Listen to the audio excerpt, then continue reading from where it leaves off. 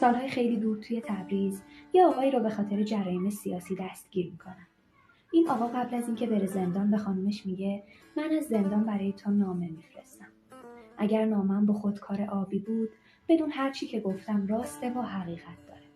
اما اگر با خودکار قرمز بود هر چی که گفتم و برعکس کن. نامه این آقا از زندان میرسه دست خانومش. خانومش نامه رو باز میکنه و میبینه با خودکار آبی نوشته. نفس راحتی میکشه و شروع میکنه به خوندن نامه. عزیزم عشق من، حالت چطور است؟ بگو بی بنده احوالت چطور است؟ اگر از ما بپرسی خوب بشنو، ملالی نیست غیر از دوری تو. من اینجا راحتم کیفور کیفور، بساط عیش و عشرت جور با جور.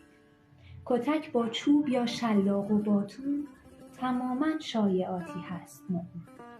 هر آن کس گوید اینجا چوبه دار است، بدان این هم دروغی شاخدار است.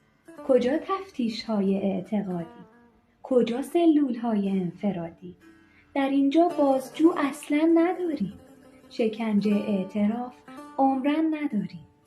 به جای آن اتاق فکر داریم. روش های بدیع و بکر داریم.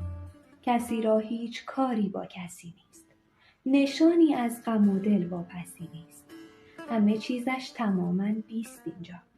فقط خودکار قرمز نیست اینجا.